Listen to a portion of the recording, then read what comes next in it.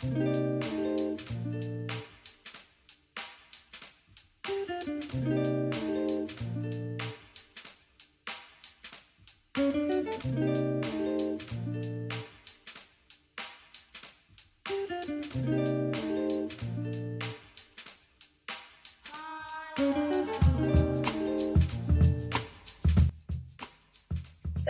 this is the result of me doing a blowout on medium heat.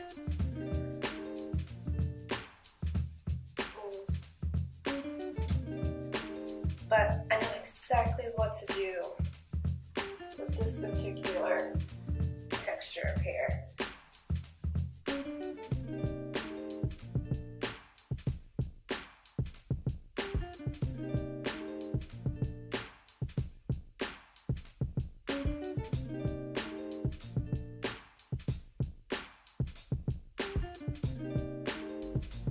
So I'm going to go ahead and moisturize with Shea Moisture Coconut and Hibiscus Curly Styling Cream and clean up my one part that will be showing. You want to have the ratio about, your twist will be 1/3 of your hair and your braid will be 2/3 of your hair. Don't worry about making a clean part back there. You won't be able to see it once you're done. Go ahead and get rid of any snags or tangles in advance. They'll cause you problems in the twisting and braiding process that you just don't want.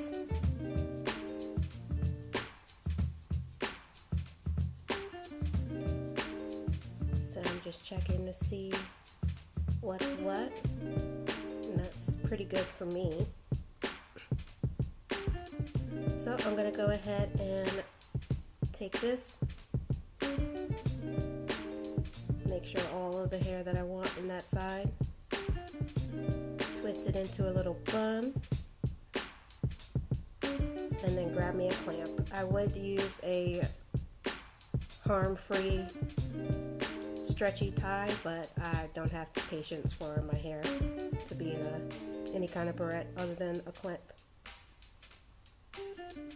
So right here I'm just making sure all of the moisturizing cream actually got to all the ends that I need it to, and separating anything that needs to be separated in advance. Usually I pull for the same pattern, same spots.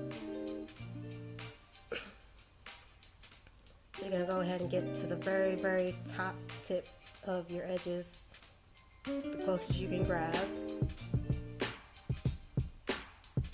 And we're going to start the twist. You grab one part from the front, twist it to the back, grab from the back, twist it to the front, and you're just going to keep on overlapping those two pieces, adding one part from the back and adding one part from the front of hair. You want to make sure that you don't do this tight, because it's not a good thing to do for your edges, and we all know we don't like being one of those girls that they make fun of with no edges. So just make sure that when you place your hand, you're placing it natural and not putting tension on your hair as you put it into the twist.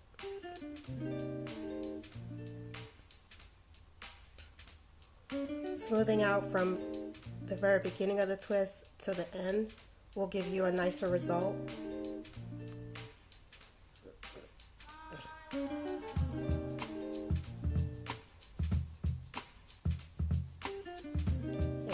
Pulling from the front, sectioning from the front,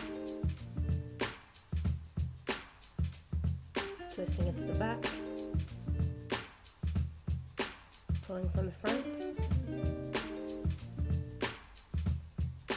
and twisting to the back. And we can do it this motion because we're pretty much at the end of our twist.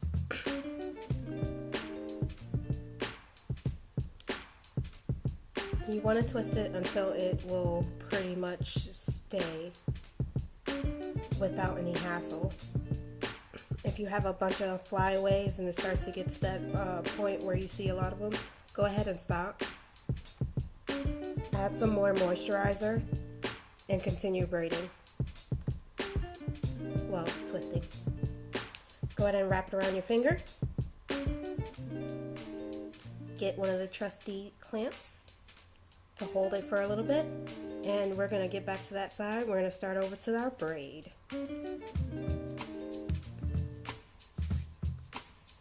Get a little fluff, making sure there's no big tangles. Just because it's fluffy doesn't mean that it has to be nappy.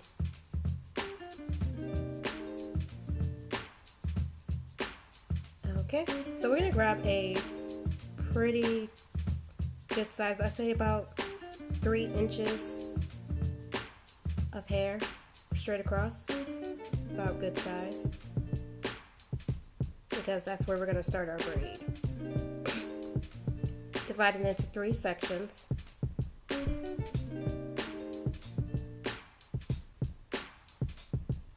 And try to make it as even as you possibly can.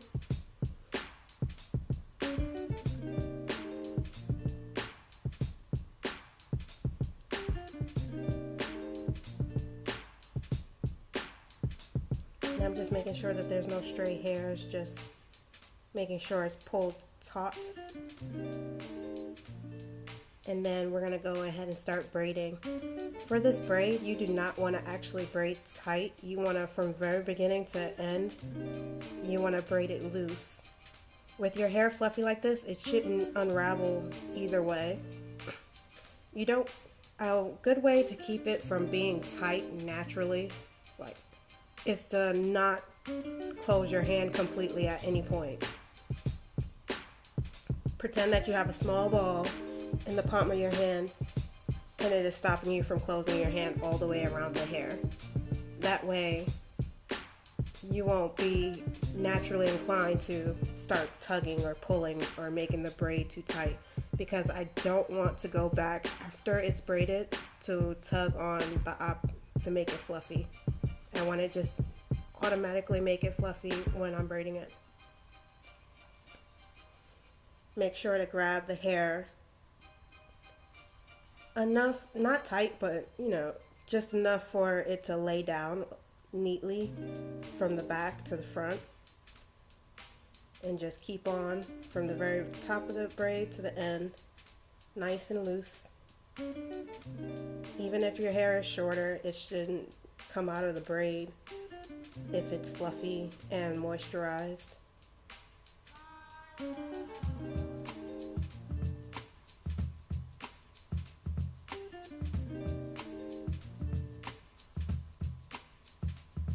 And like I said before, you want to make sure that you are not leaving the braid at the bottom to start braiding in the opposite direction. We're about down to the end of the braid, and you want to just keep on braiding down. You still don't want it loose enough to come apart, but not tight that it'll bother your head, because you're going to put bobby pins in it, and it will make a difference on your comfortable level.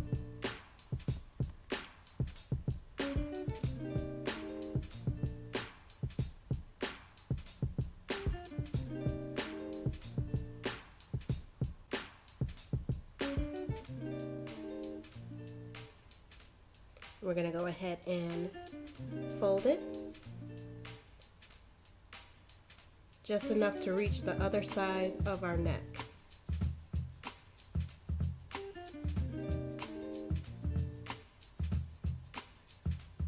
And in order to keep that spiral look, we're going to put it at the very base of the twist. Grab some bobby pins and secure them.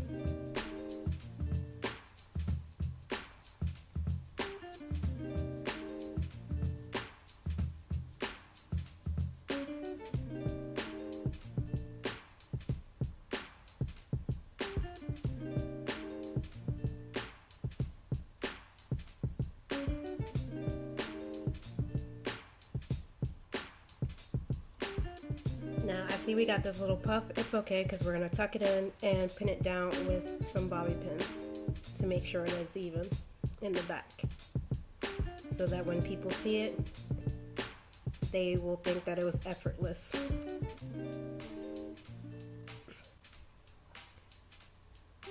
I'm going to tuck the twist underneath the braid because I want to continue that spiral look.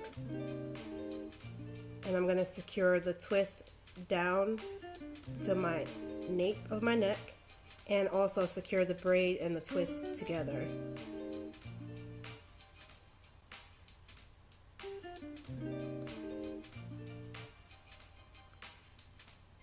I've used this style as a protective style, modeling, interview, or just plain don't want to do anything to my hair. I'm going to continue to put some bobby pins until I'm happy. You should too. But this is pretty much the end result. You'll notice that my edges are not slicked down. That's just how I prefer them.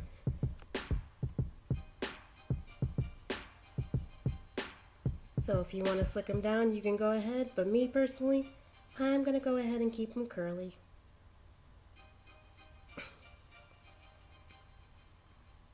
And that's it, guys. Don't forget to subscribe. Bye, lovelies.